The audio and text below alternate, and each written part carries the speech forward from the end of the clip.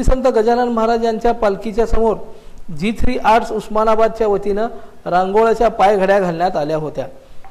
3 quintal रांगोळीचा यावेळी वापर करण्यात आला।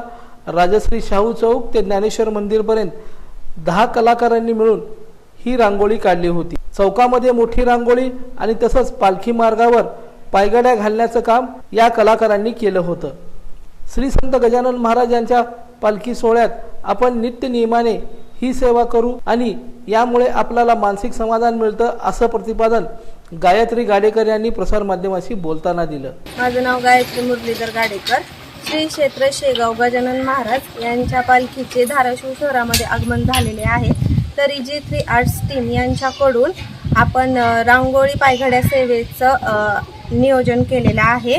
तरी आपण या रांगोळीकरिता 3 क्विंटल रांगोळीचा उपयोग केलेला आहे।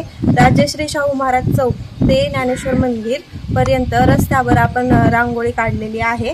G3 आर्ट्स टीममध्ये 10 जणांनी काम केलेलं आहे। तरी या रांगोळीसाठी आपल्याला 2 तासाचा कालावधी लागलेला आहे। तर आपण रस्त्यावर 15 ठिकाणी मोठ्या रांगोळ्या काढलेल्या आहेत व मधल्या जागेमध्ये पायघड्या काढलेल्या आहेत। ही सेवा रांगोळीची जी सेवा आहे ती स्वखर्चानी सेवा म्हणून केलेली आहे। G3 आर्ट्सच्या वतीने रांगोळीच्या पायघड्याची सेवा अविरतपणे चालू राहावी अशी अपेक्षा धाराशिव ग्रामस्थांनी केली आहे। लोकदर्शन मराठी चॅनलला सबस्क्राइब करा, बेल बटनला क्लिक करा व लाईक करायला विसरू नका।